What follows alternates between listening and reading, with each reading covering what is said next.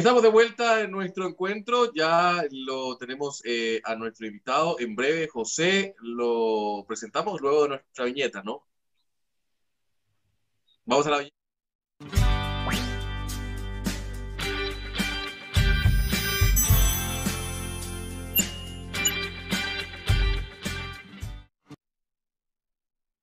Vamos a saludar enseguida. José, adelante.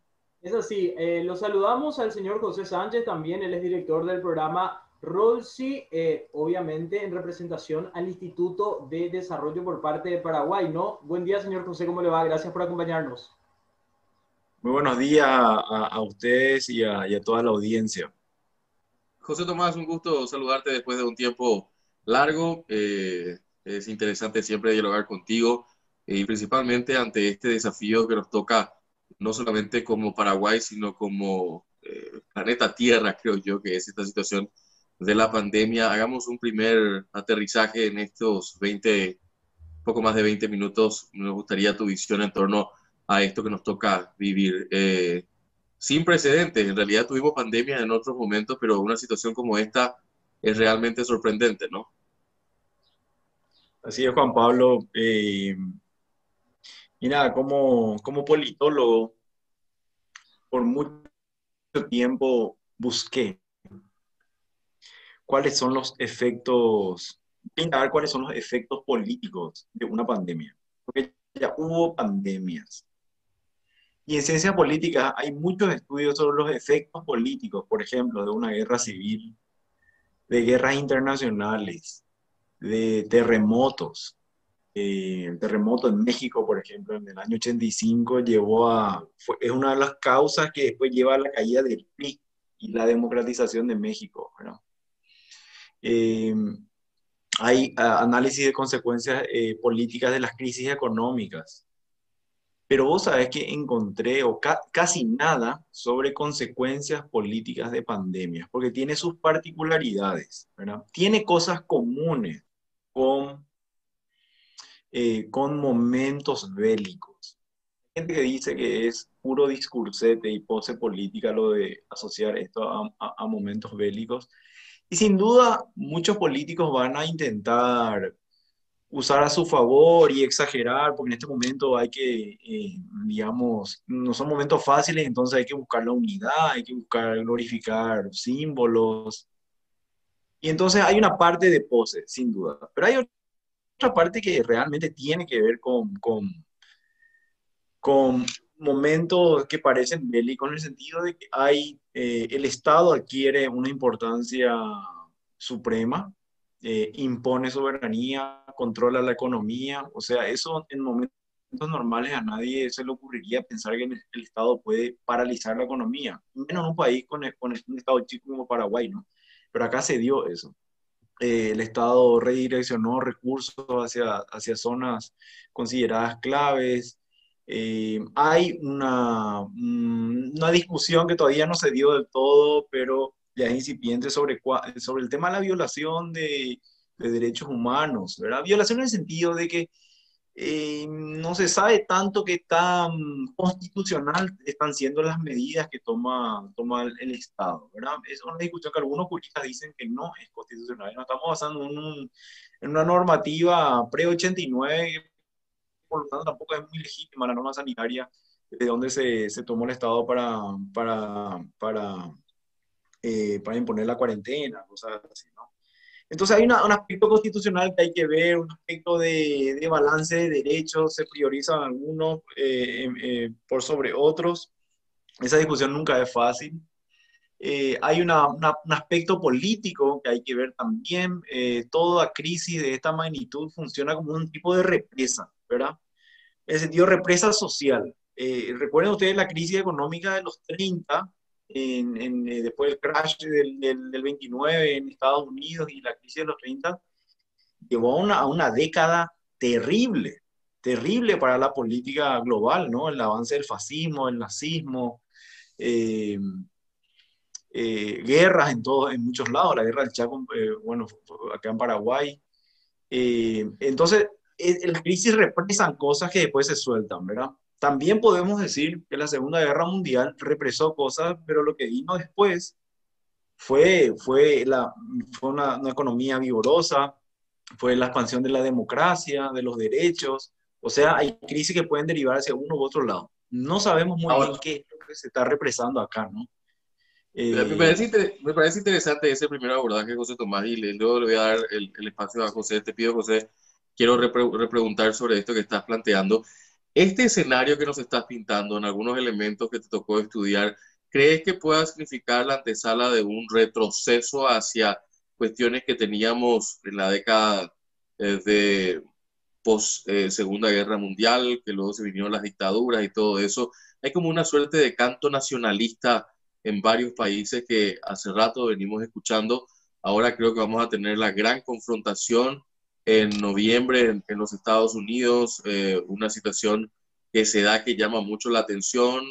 Creo que ese país va a marcar un poco el norte de lo que se viene si reeligen a Trump o cambian el signo político, y en otras partes del mundo también.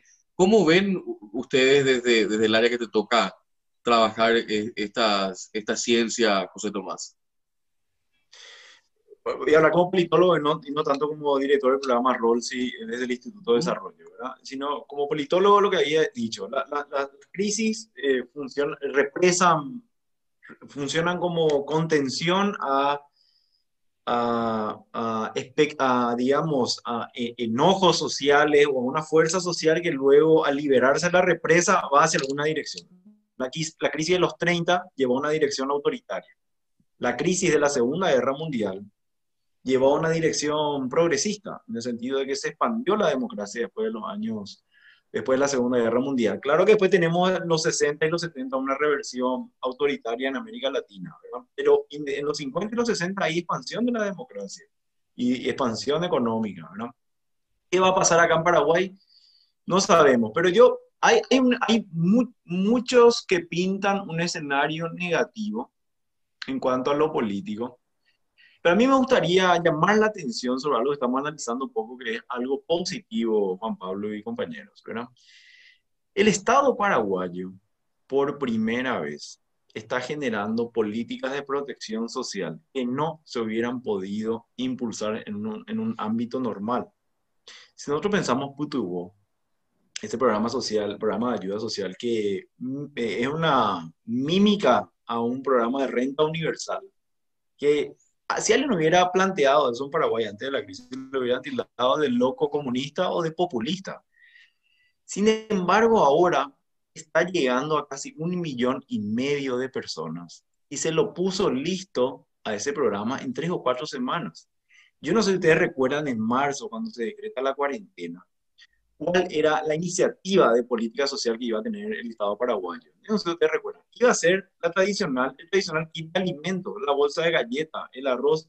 Yo no estoy diciendo que eso sea un problema, pero juntar de las licitaciones, el acopio, la distribución, digamos, a una red nacional, y después darle a los beneficiarios. Eso genera un montón de intermediarios, se presta a la corrupción, es ineficiente, pero eso es lo que tradicionalmente hizo el sector público hasta que vino Tecoporá, digamos, ¿no?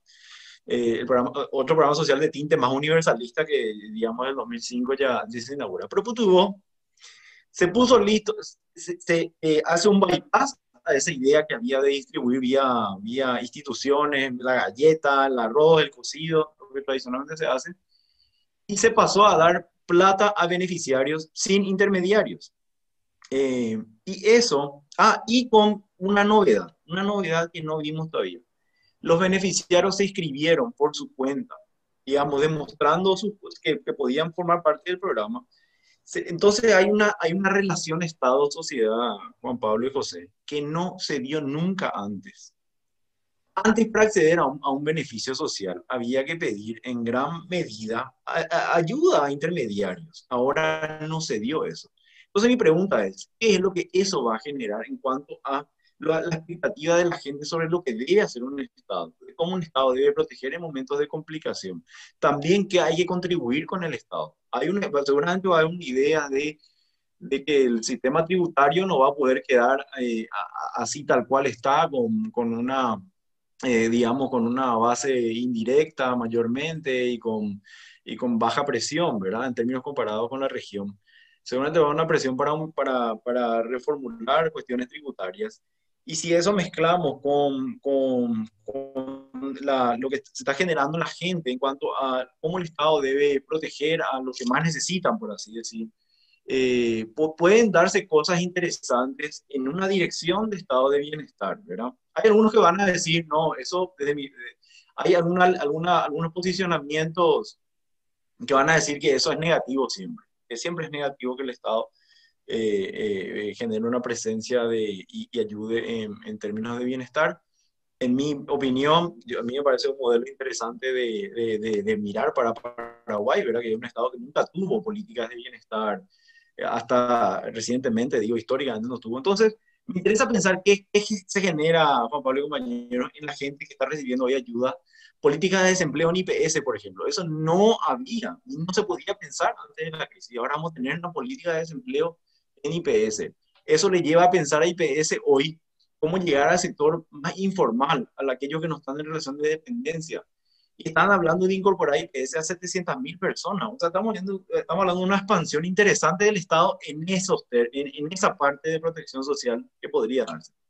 Ahora, en materia de seguridad, en materia de policiamiento, que también se incrementa en momentos así de crisis, hay que ver si eso, qué efectos va a tener con el tema de los derechos.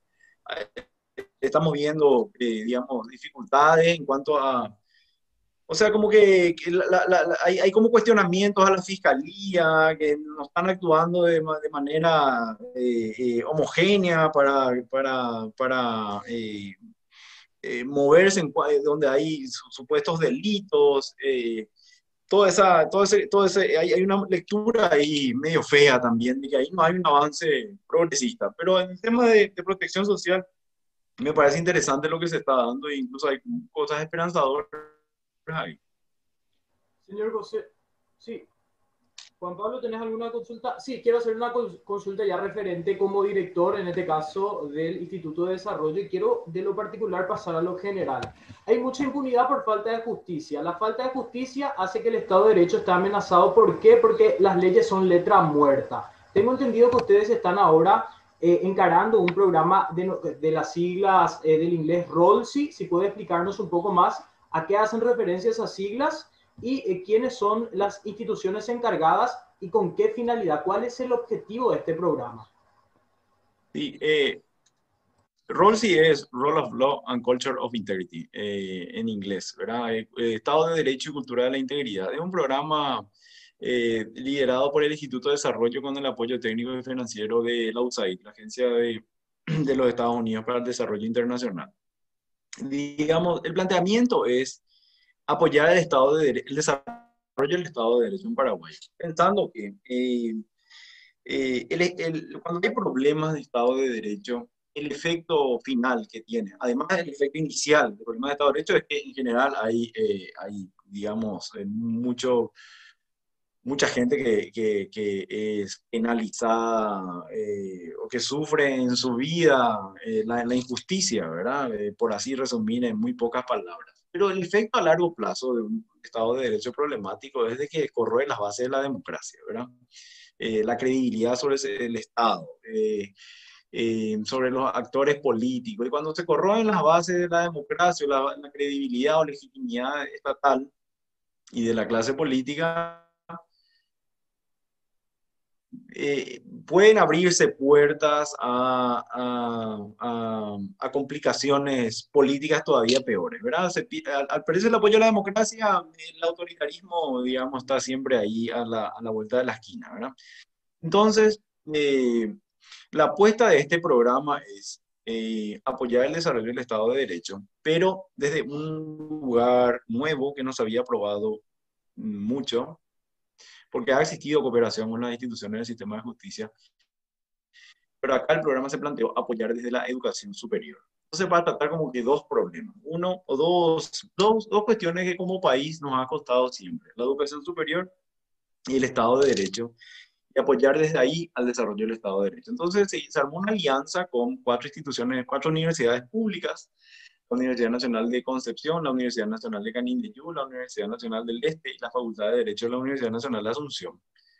y 4 centros de entrenamiento del sistema de justicia: el Centro de Entrenamiento del Ministerio Público, el del Ministerio de la Defensa Pública, el CIEG del Poder Judicial y la Escuela Judicial. Es decir, con estas 8 instituciones, la apuesta es: si trabajamos por mejorar o colaborar con estas instituciones para que orienten sus esfuerzos a mejorar el Estado de Derecho, los efectos pueden ser a largo plazo.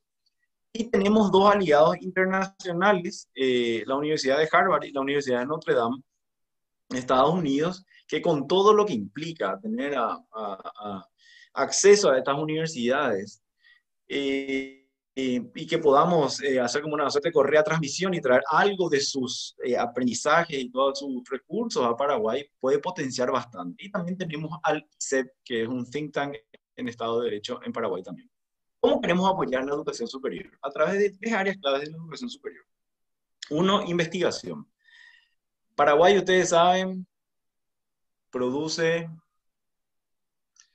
unas ya estamos por 400 pues, publicaciones al año en Scopus, la base de datos esta de investigaciones.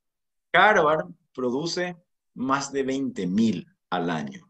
Una universidad produce, pero varias veces más que Paraguay. O sea, en Paraguay no se investiga. Se investiga poco, mejor dicho, para no restar esfuerzo a los pocos investigadores que hacen un trabajo inmenso en un contexto muy precario, ¿verdad? Entonces queremos apoyarle en investigación a las universidades y a los centros de entrenamiento. También en capacitación, en todo lo que refiere a la docencia y la capacitación y formación.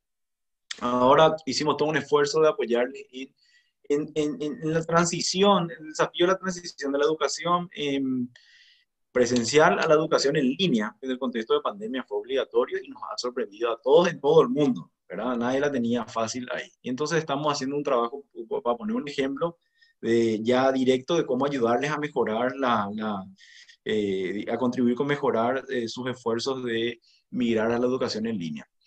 También vamos a apoyarles en lo que refiere a sus capacidades institucionales. Por ejemplo, las mallas curriculares. Muy poco, Juan Pablo, yo creo que vos hiciste derecho, Juan Pablo. Sí, ¿no?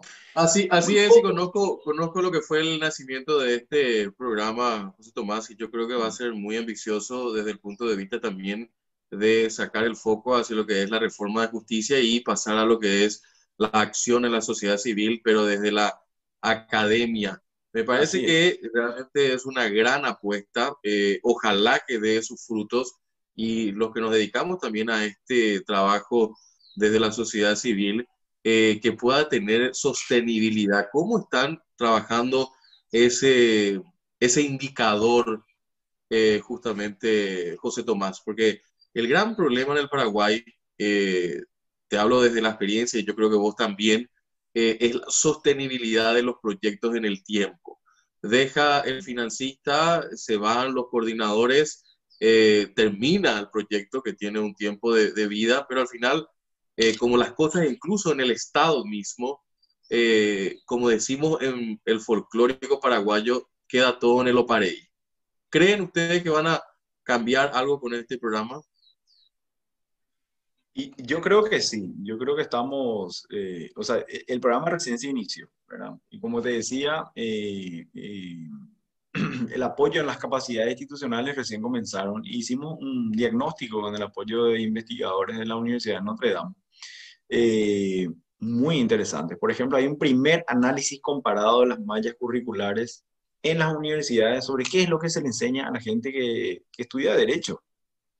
Y eso, tener ese análisis transversal de qué es lo que se enseña, qué es lo que se deja de enseñar, cuáles son los métodos que se utilizan, cuáles son digamos, cuál es la percepción de los estudiantes, la percepción de los docentes. Eh, Ese estudio ya de por sí nos da pie a pensar un desarrollo curricular en base a buenas prácticas internacionales que pueden ya mejorar el cómo se enseña derecho. Entonces ya la gente que se está formando hoy en Paraguay, digamos, en los próximos años podemos establecer algunos criterios que ayuden a mejorar esa formación, ¿verdad? Yo no sé si ustedes sabían, pero Paraguay tiene uno de los mayores porcentajes de abogados per cápita. Paraguay tiene 772 abogados por 100.000 habitantes. A modo de comparación, le digo, Japón tiene 20. O sea, en Paraguay tenemos un problema tenemos varios, pero uno es los profesionales del derecho se forman y no hay barreras, o sea, además de las dificultades en la formación, no hay barreras para la práctica profesional una vez que juran y pueden ejercer, ¿verdad? Entonces también hicimos otra investigación para ver, ok, aquellos países que tienen un Estado de Derecho desarrollado o aquellos países, digamos los europeos, Estados Unidos, o aquellos países que recientemente han mejorado en Estado de Derecho, por ejemplo, recientemente en términos históricos, por ejemplo Uruguay, ¿qué barreras ponen ellos al ejercicio de la profesión una vez que uno egresa? Por ejemplo, encontramos que muchos piden exámenes, como en Estados Unidos el examen obligatorio del bar, ¿verdad? De la asociación bar. Otros piden, además de examen, piden pasantías obligatorias en instituciones públicas para ir conociendo ya cómo funciona el ámbito institucional de la justicia. Otros ponen barreras, digamos, sobre el conocimiento ético, es decir, si no tenemos una formación ética comprobada y públicamente comprobada, no te van a dejar ejercer. Es decir, no es tanto que uno egresa de la facultad y ya puede ir a ejercer la defensa o a ejercer la práctica del derecho, ¿verdad? Entonces hicimos un análisis. Un análisis fue, digamos, durante la carrera. Otro análisis fue digamos, cuáles son los filtros que deben existir entre el egreso y el ejercicio.